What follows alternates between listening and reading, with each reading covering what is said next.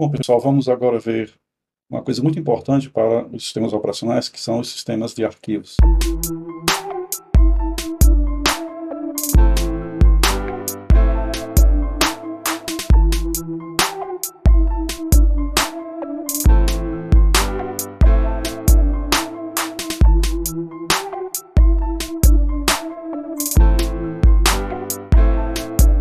Quais seriam, então, as metas dos sistemas operacionais para tratar os arquivos? Então, as metas é que, primeiro, eles possam armazenar uma quantidade bastante razoável, diríamos muito grande mesmo, de informações. A segunda meta seria que todas essas informações devem sobreviver ao término dos processos, né? E a terceira meta, o terceiro objetivo, o requisito, seria que houvesse a possibilidade de que múltiplos usuários tivessem acesso simultâneo a esses arquivos, ou até mesmo um usuário tivesse acesso a vários arquivos, ou de várias formas diferentes tivesse acesso ao mesmo arquivo. Então, essas seriam as principais metas a serem atingidas pelos desenvolvedores dos softwares que compõem a parte de gestão de arquivos, né, dos sistemas operacionais. Então, para começar, imagine que nós tenhamos duas abstrações. Então, o que seria a abstração? Nós já repetimos muitas vezes esse termo abstração, mas, acima de tudo, a abstração seria máquina virtual disponível para o usuário, ou esse conjunto de serviços disponível para o usuário que ele acessa através de comandos. Então, essa máquina, esse conjunto de serviços, essas potencialidades formam uma abstração que nós temos que usar. Então, imagine que você vai simplesmente dispor de um meio físico. Então, imagine aí um disco, imagine aí uma fita, seja que for um meio disco, um armário, né? E nesse armário você pode acessá-lo de duas formas. A primeira forma seria através de uma instrução ler bloco K. Então, lá nesse armário, nesse lugar, você tem um endereço K, um número qualquer, onde tem algumas coisas gravadas lá. Então, você pode ler no bloco K o que está gravado lá e pode escrever no bloco K. É a partir dessa abstração básica que todas as outras atividades podem acontecer, né? Você pode escrever várias vezes no bloco, ler várias vezes no bloco, pela combinação de como essas coisas podem ser feitas, você tem aí um conjunto de serviços mais complexos. Então, a partir dessas duas abstrações, você vem aí com algumas questões que têm que ser levantadas. A primeira questão é como é que você encontra essas informações? Para ler o bloco K e escrever o bloco K, você tem que saber onde está esse bloco K, né? Então, essa é a primeira coisa. Como você encontra essas informações? É a primeira questão importante. A segunda questão importante é como impedir os dados de acessar, como impedir o usuário, perdão, de ler os dados de outro usuário.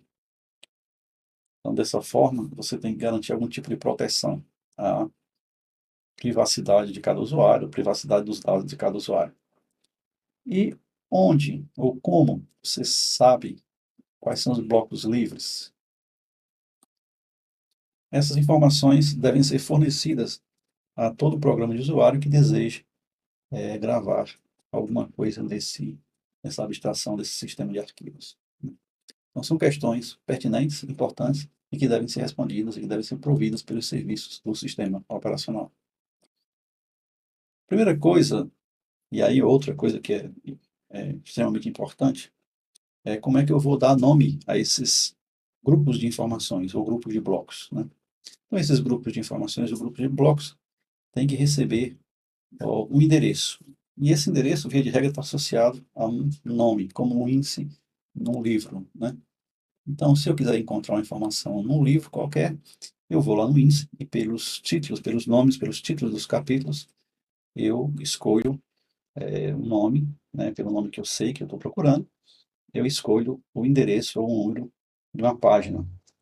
Então, o endereçamento a partir de um livro é feito pelo nome pela palavra-chave que você está procurando, e, obviamente, a partir daquela palavra, no índice você encontra a página correspondente. Então, como é que nós faríamos isso para um conjunto de informações quaisquer que eu quero guardar no computador? Então, esse conjunto de informações quaisquer, relacionadas entre si, né, que fazem parte de um mesmo conjunto, de certa forma, indissociável, você recebe, você dá para ele um nome, e esse nome passa a ser o identificador dessas informações. Então, esse é o nome do arquivo, é o nome da informação que você guardou lá. Os arquivos, em geral, em todos os sistemas operacionais que foram implementados até agora, eles são guardados ou representados por um nome, que é colocado na forma de um nome, propriamente dito, seguido de uma extensão. Então, nós temos aqui o nome do arquivo, né, que é a primeira parte do arquivo, seguido da extensão, que é exatamente a segunda parte do arquivo. Então, o nome do arquivo pode ser qualquer, de livre escolha do usuário, mas, via de regras, a extensão segue certos padrões. Então, os padrões mais comuns, nós temos aqui alguns exemplos. Por exemplo, o padrão XE é para arquivos do Windows que se apresentam no programa executável. Mas tem também arquivos do .back, que representam programas de cópias de segurança, backups, os famosos backups. Tem arquivos .c, que representariam aí um programa fonte escrito na linguagem C. Arquivos .gif, que representam aí uma imagem no formato GIF ou GIF, né? Programas HLP, que seriam textos usados para help, muitas vezes. HTML, que seriam textos usados para páginas web, né? E aí por diante, JPG, que seria usado para imagens também, outra forma concorrente do GIF. MP3 para músicas, MPG para vídeos.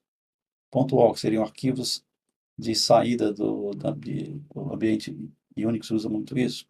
Então, são arquivos binários antes de serem link editados, ou seja, no processo intermediário de construção de um executável. Aqui nós temos o PDF, que são documentos em formato específico para serem apresentados, independente do dispositivo que você está apresentando, né? Então, o PDF é uma fórmula muito interessante para que a gente possa visualizar o arquivo da mesma forma em diversos dispositivos. Então, assim também o PS, que é o PostScript, pode ser usado para impressões em PostScript, pode ser usado para visualização em vídeo.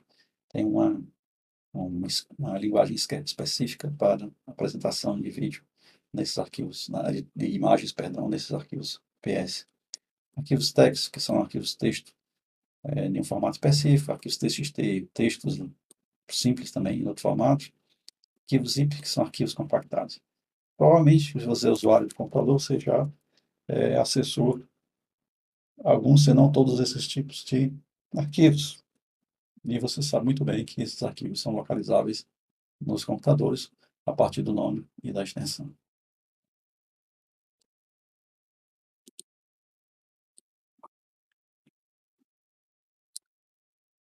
Bom, mas como é que é a estrutura dos arquivos? Então, a primeira coisa que você tem que entender é que o arquivo, ele é no final das contas, ele é uma sequência de bytes.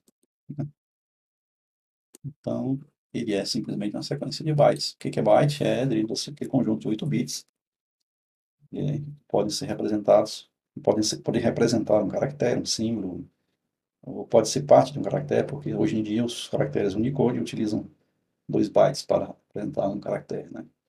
Então, pode ser um pedaço de um caractere ou um caractere inteiro, se você usar para a codificação ASCII, por exemplo, ou outras codificações que surgiram inicialmente na construção de computadores. Então, é uma grande lista de bytes, que é uma grande lista de conjuntos de 8 bits, né? Então, seria algo como isso aqui na figura A. Então, nós teríamos aqui uma sequência de bytes, nada mais do que isso, sequência de bytes. Bom, esses bytes, para facilitar a nossa vida, são agrupados em registros, em blocos de registros. Porque se nós formos tratar cada byte individualmente, então nós vamos ter muitas vezes problemas para localização, deslocamento de byte a byte, uma série de problemas com relação à indexação. Então, muitas vezes não é conveniente do ponto de vista do desempenho que a gente sempre relacione um arquivo tratando-o como uma sequência de bytes de 0 até n. Muitas vezes é interessante, para efeito de registro e recuperação, que os bytes sejam armazenados de forma a formar um bloco, né? Um bloco, e esse bloco é o nosso record, o nosso registro, né? Então, eles são normalmente assim. Agora, muitas coisas acontecem com relação a esse armazenamento. A primeira coisa é onde colocar esses nomes e de que forma esses nomes são distribuídos na sua memória. Então, sua memória física, diríamos assim, é um lugar onde você coloca os seus arquivos.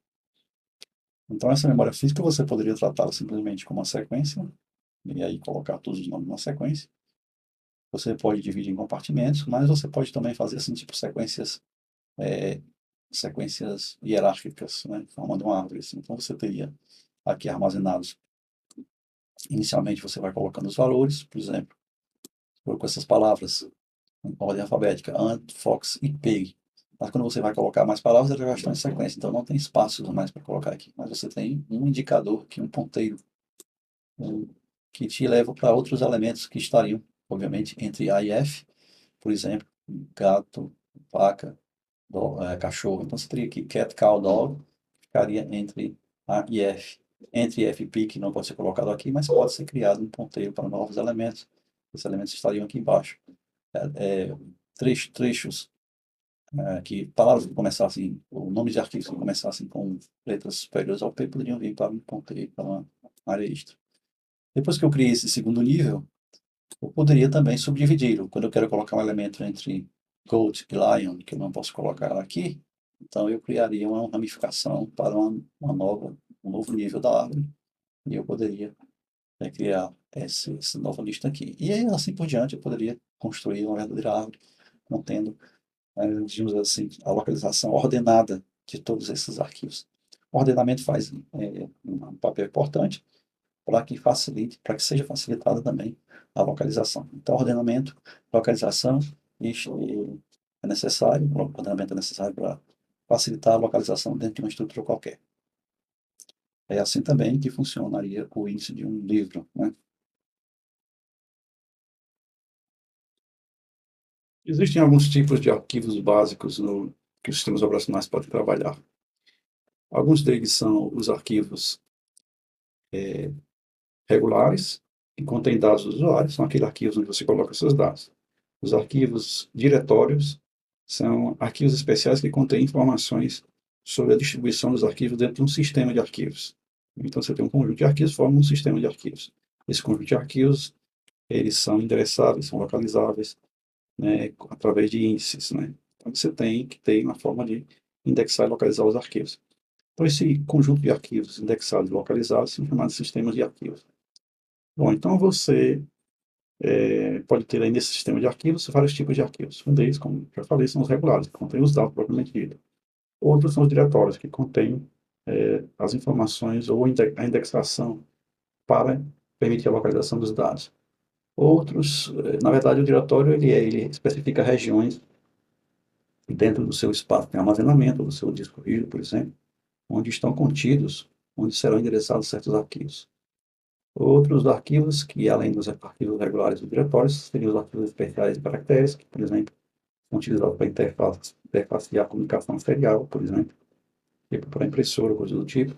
E os caracteres especiais de bloco, que são também esses especificados para comunicação com periféricos. Mas isso aqui, vamos deixar de lado os arquivos especiais por um instante, até que a gente chegue lá, e vamos falar sobre os arquivos regulares.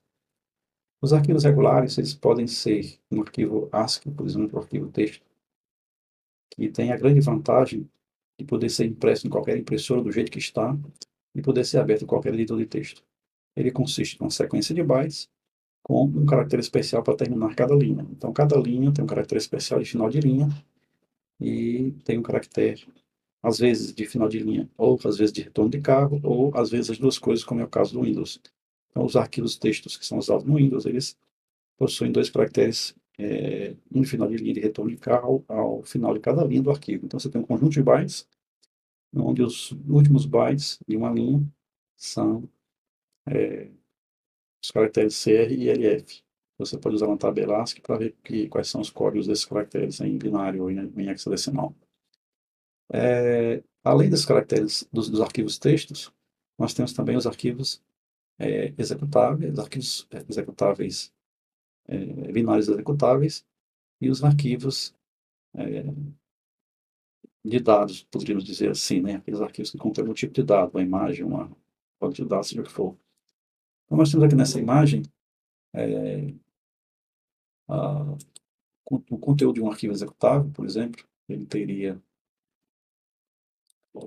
em primeiro lugar, ele teria um cabeçalho, então ele seria dividido aqui nessas seções, a seção cabeçalho, a seção texto, a seção dados, os bits de realocação e a tabela de símbolos.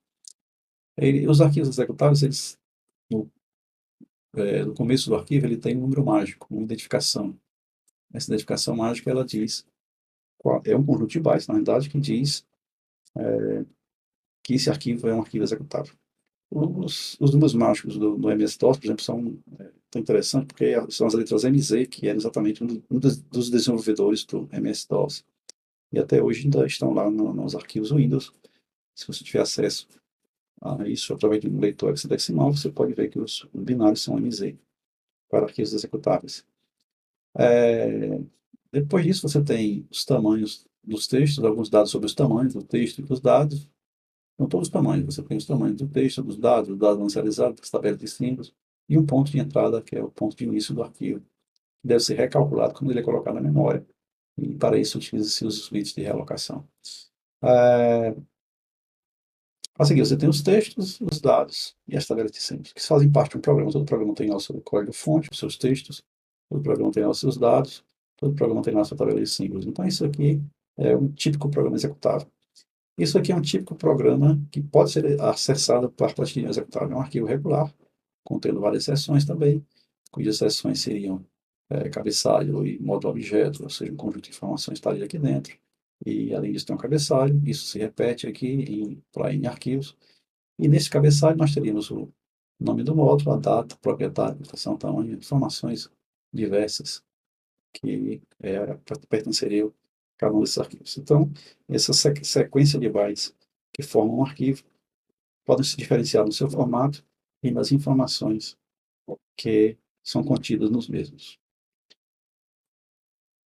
Vamos abrir aqui um terminal do Linux e vamos dar uma verificadinha nessa questão do conteúdo dos arquivos, né? Então, se a gente der aqui no terminal um ls, a gente tem aí alguns arquivos que a gente tem usado aqui no curso.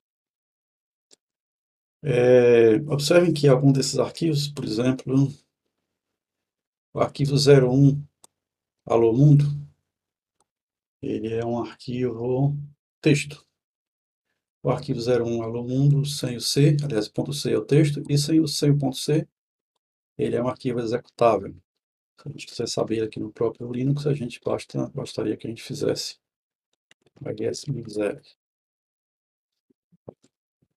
né? Que a gente tem essas informações que depois a gente vai discutir o que são as informações do status, né, digamos assim, do arquivo. Se ele é um arquivo executável, ele tem um X aqui no final. Então, o 01 Hello Mundo ele é um arquivo executável. O 02 também é um arquivo executável. Já o Hello Mundo.c, ele é simplesmente um arquivo texto. Se a gente quiser ver o conteúdo desse arquivo texto, basta que a gente faça algo do tipo 01 Hello Mundo.c, e aí a gente tem o conteúdo. Esse conteúdo aqui é um conteúdo legível do arquivo, né? Conteúdo já convertido para caracteres que são impressos na nossa tela. Então, isso não é o conteúdo real do arquivo, é apenas a representação em caracteres para a nossa visão humana. Qual é o conteúdo real desse arquivo? O conteúdo desse arquivo é um número binário. Vamos ver aqui uma forma aproximada de ver esse conteúdo real. Podemos usar a função extract aqui. Vamos usar aqui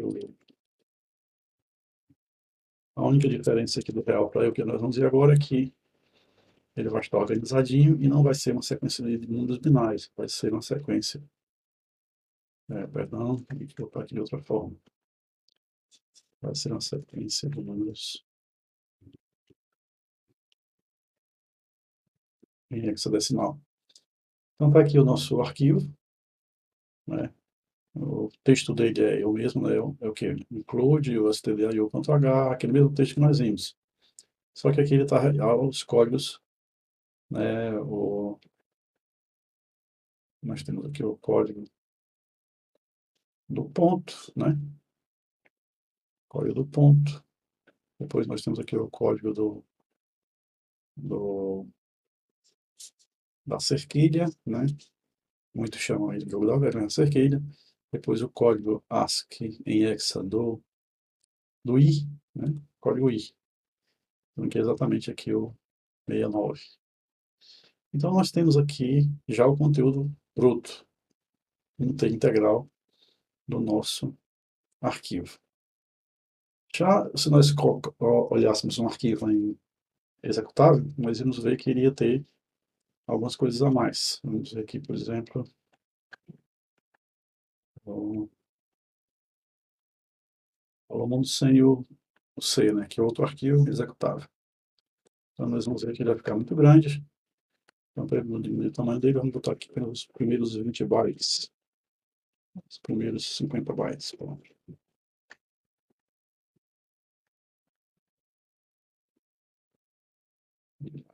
Dá uma...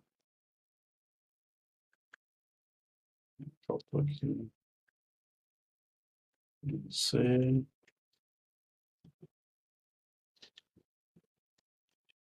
Agora vai. Pronto, aqui nós temos apenas os primeiros 50 bytes.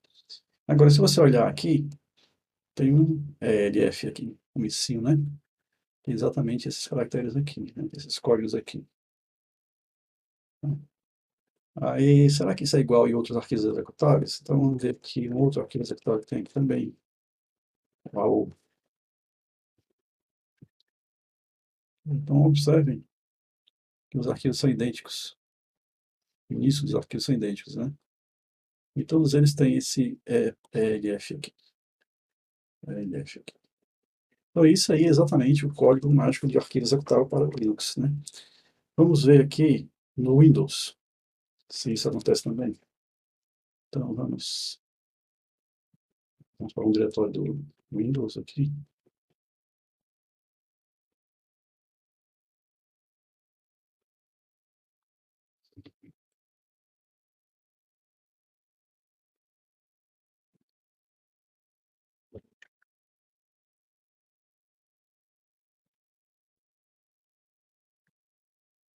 Aqui. Pronto. Grande aqui, mas nós vamos ver o que tem lá. Aqui é um diretório do Windows. Vou procurar algum arquivo aqui que a gente possa verificar. Por exemplo, esse arquivo aqui, kinit. Vamos dar uma verificada. Simplesmente usando como exdump, sempre. -c, -50, -50 aqui para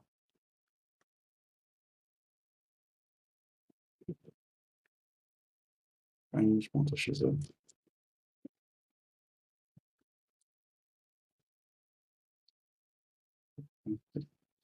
Observe que no início do arquivo, ele tem essas 4, 5, 4, e aqui aparece o MZ, né? Então, são os códigos do M e do Z. Vamos ver outro arquivo, além desse kinit aqui, o que tem mais, tem mais lá? Executável. Tem o katab, por exemplo, né? Que vamos fazer a mesma coisa. Aqui não deu certo com o indicador de mais. Isso.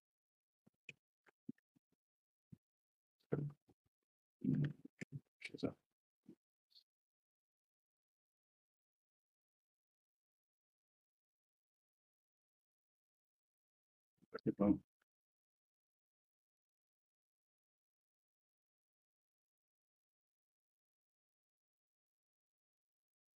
Só estou colocando aqui.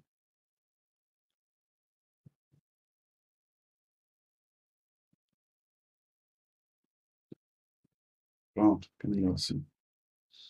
Então, voltando aqui, pegamos o arquivo katab, que é mais executável para o Windows, e verificamos os 2 bytes aqui, ó, MZ.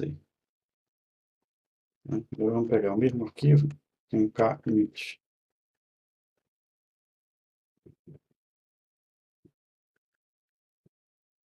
E a mágica aconteceu. Quer dizer, desde o início do arquivo, mesmo códigozinho dizendo que se trata de um arquivo executável. Vamos ver uma DLL. Vamos ver se tem uma DLL aqui. Vou pegar aqui o lcms.dll. Então,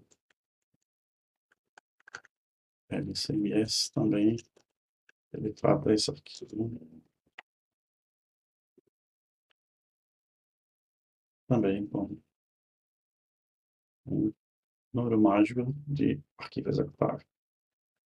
Agora vamos ver se tem algum texto aqui no Windows.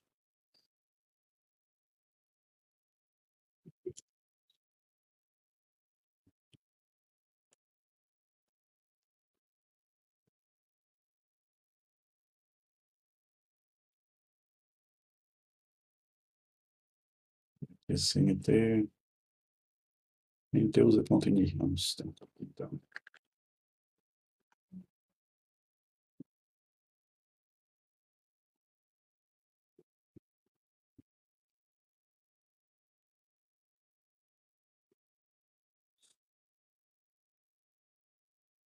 Então, será que o arquivo texto não tem? Provavelmente.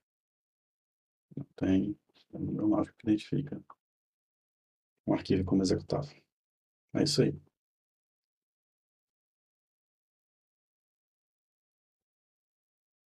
Nós vimos que existem alguns flags, né, na estrutura do arquivo em si. Então, é alguns tipos de informações ou de atributos, digamos assim, atributos, né, que nós vamos ter nos arquivos. Ah, existem os atributos básicos, que seria o atributo básico de proteção, que identifica, nesse atributo, ele identifica basicamente quem, né, quem tem acesso ao arquivo e de que modo esse arquivo pode ter acesso. Né? De que modo. Então, nessa proteção aqui estariam aqueles bits RWX que nós acabamos de ver lá no Linux. A senha, se for o caso, né? O arquivo pode estar protegido ou não com senha, se tiver. Quem for o criador do arquivo, criador, proprietário, se o arquivo é somente leitura, então aquele flag, aquele RWX, ele aparece somente um R quando o arquivo é somente leitura. Então o RWX faz parte da flag de leitura, está lá. Flag de oculto, sistema, se é um arquivo sistema ou não, se ele arquivo de backup ou não, se ele é um arquivo binário ou não, a gente viu que aquele número, ele tem um flag, ali tem duas formas de identificação do arquivo, né? Ele tem também, além desse flag, ele tem também o número mágico, que é a identificação do executável, né? Mas quando ele não é executável, ele não tem o flag de executável, ele não tem, desculpa, um número mágico, ele, mesmo assim ele pode ter um flag de ASCII, quando ele é um arquivo texto, que a gente pode imprimir em qualquer lugar e vai sair sempre do mesmo jeito, e é um texto compreensível aos olhos humanos, ou um arquivo simplesmente binário. Ah, tem também a forma de acesso, sequencial aleatória, o flag se o arquivo é temporário ou não, o travamento, o tamanho dos registros que são utilizados, o número de bytes de cada registro, a posição das chaves de cada registro, onde é que elas estão agora, né, se for utilizado algum tipo de indexação, o momento que foi criado, a hora e a data da criação, está aqui, o momento da criação, o momento do último acesso, quem foi acessor por último, momento da última alteração, então acesso seria somente para leitura, por exemplo, e a alteração seria quando foi feita uma operação de escrita, o tamanho atual, o tamanho máximo do arquivo. Então, são informações que não é necessário que a gente saiba tudo que tem lá, a menos que a gente vá trabalhar, produzir alguma coisa em cima disso. A gente vai ter acesso ao sistema de arquivos, é possível ter acesso a esses dados todos. E se você for trabalhar com isso, então você vai se inteirando sobre as informações que estão lá. Mas não basta isso aqui, basta você precisa também saber em que ordem está tudo isso. Mas aí está fugindo um pouco do contexto do nosso trabalho aqui, mas você pode encontrar na internet descrições mais detalhadas de onde é que estão cada um desses detalhes dos diversos sistemas de arquivos.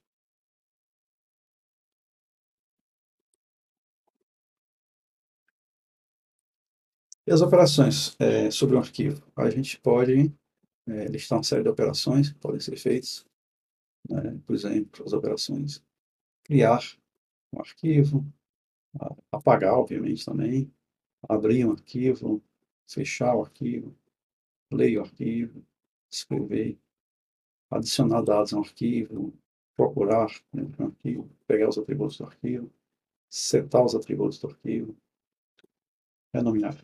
Essas operações podem ser solicitadas pelos usuários em seus programas ou nos terminais de comando, mas sempre são executadas pela intermediação ou com a intermediação do sistema operacional.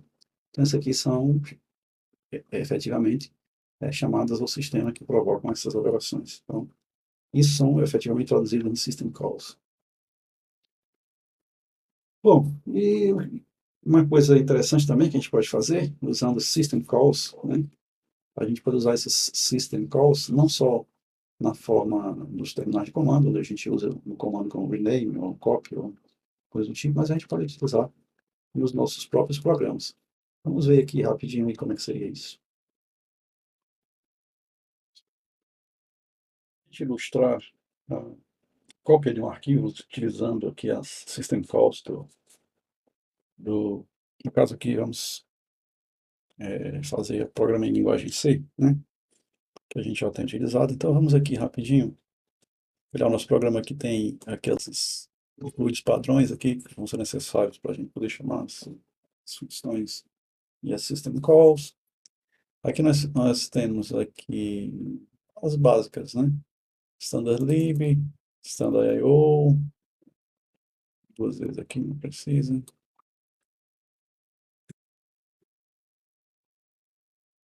E ok types, fcontrol. Então, ok, o básico aqui. Bom, então vamos começar aqui definindo a variável, o tamanho do buffer. Então, para a gente copiar um arquivo de um, a gente precisa ter uma memória temporária, onde a gente vai lendo, ou seja, a quantidade de bytes que a gente lê para a memória, e depois essa mesma quantidade a gente descarrega para o buffer. Então, isso é feito através de uma descarrega para o disco, né? Então, isso é feito através de um buffer. Então, nós lemos 4.096 bytes, depois nós gravamos 4.096 bytes no disco. Então, vai ser lê, grava, simplesmente assim. O tamanho do buffer você pode mudar, não tem problema nenhum. Inclusive, você pode ler byte a byte, escrever byte a byte. Também não tem problema. A questão é que cada escolha que você faça com relação ao tamanho do buffer vai impactar em alguma forma na performance do programa. Então, o que você quer é que essa performance seja boa. Mas você também não quer entupir a máquina do seu computador, por exemplo, colocando todo o arquivo na memória e depois colocando todo no disco. E aí seria meio estranho você ocupar tanta memória. E outra coisa que seria estranha é pegar byte a byte também. Então você lê um byte, você grava um byte, quer dizer, o trabalho de gravar é grande. Então, se você vai gravar apenas um byte por vez, você está repetindo muitas vezes uma chamada à gravação. E isso vai fazer você perder tempo. Então, nem tão pouco, nem tanto, né? Então, você tem que encontrar um meio termo aí entre o tamanho do buffer para tornar o seu sistema, a sua cópia eficiente. Bom, aqui fui colocar 4.096. Esse programa é sugerido pelo próprio Tannenbaum. Então, eu segui mais ou menos a própria listagem do código está no livro do Tannenbaum. Bom, então nós temos aqui o modo de saída. Isso aqui é referente à forma como é um código Linux para ser fornecido ao arquivo. Então, nós temos aqui a função main, as variáveis, um descritor de arquivo para entrada, um descritor de arquivo para saída, um contador de leitura e um contador de escrita. Aqui definimos o buffer, que é um array, né, uma matriz, de tamanho buffer size 4.096, não definimos, e vai. Esse arquivo tende a ser um executável do tipo que é chamado da linha de comando. Então, aqui esse arquivo C, nós já vimos na linguagem C, ele vai verificar se o número é diferente de 3. Por quê? Porque quando eu for chamar o arquivo, eu tenho que dar dois argumentos. Eu vou chamar o programa, eu vou chamar como argumento um, que é a origem, o nome do arquivo de origem que eu vou criar, e o outro argumento é o nome de arquivo de destino. Então, eu tenho uma origem e um destino para copiar o arquivo. Se esse argumento não for 3, ou seja, o nome do arquivo mais a origem e o destino formam três valores para o arquivo C. Se esses três valores não estiverem presentes, então não há como copiar o arquivo, então você encerra o programa aqui mesmo. Né? Encerrou com a chamada exit, que é também uma system call. Né? Então nós chamamos aqui o exit, já interrompe o programa e acabou. Se não, o que ele vai fazer? Ele vai abrir o arquivo. E aqui nós temos a primeira chamada, aquela system call chamada open. Né? Então nós temos aqui uma função C, open, que chama system call do sistema operacional open também, para abrir um arquivo. Esse arquivo é o primeiro nome oferecido na lista. Ele vai ser aberto somente como read-only. Então, esse é o código para read-only. Bom, se esse fd aqui retornar um valor menor que zero, que não deu certo, houve uma falha, então ele vai imprimir, houve uma falha, e vai sair com código 2, quer dizer, um código de falha 2. Ou seja, ele não conseguiu ler o arquivo. Se não saiu, então significa que o arquivo foi aberto para leitura, ele vai agora abrir o arquivo para escrita.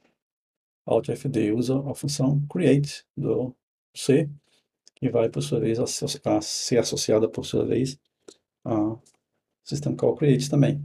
Vai passar para create o nome do arquivo que vai ser criado, ela vai ser criado no formato de saída.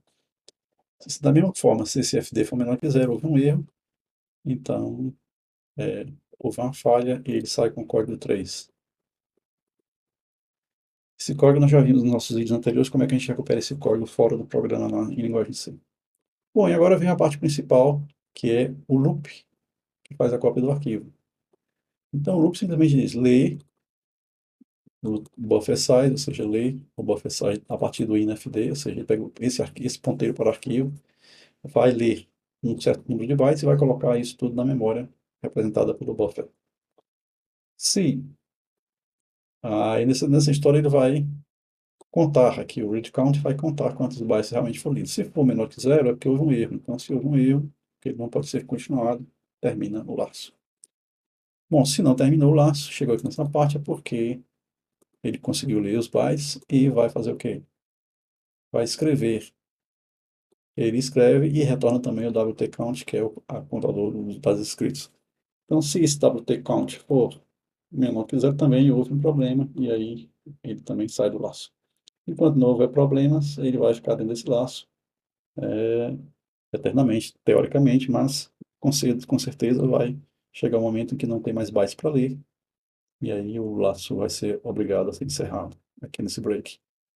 Depois que ele fez essa cópia, ele fecha o arquivo representado aqui pelo infd, que é o descritor de arquivo, depois fecha o arquivo representado pelo altfd, e se o count, leitura, igual a zero, ele vai dizer, olha, houve um erro na última leitura, se não, ele vai se o count for igual a zero, ele vai dizer, beleza, deu tudo certo, sem erro na leitura. Se não, ele vai dizer, é, deu um erro na última leitura. Então, ele pode sair tentando copiar com erro ou sem erro. Bom, é um programa muito simples. Agora vamos criar o arquivo, um arquivo qualquer aqui. Né? Este é o arquivo que vai ser copiado. Vamos chamá-lo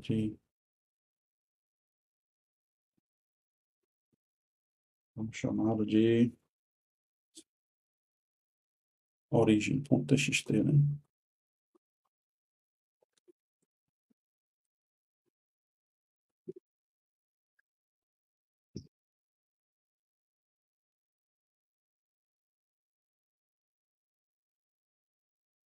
Pronto, esse arquivo está lá e está aqui o nosso código-fonte. Agora vamos abrir o terminal lá.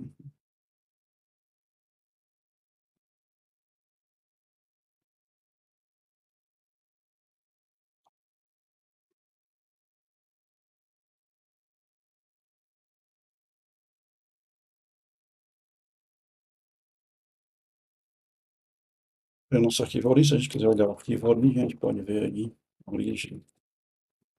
Aí esse arquivo vai ser copiado, né? Não tem problema nisso não. Então vamos compilar o nosso arquivo C aqui. C,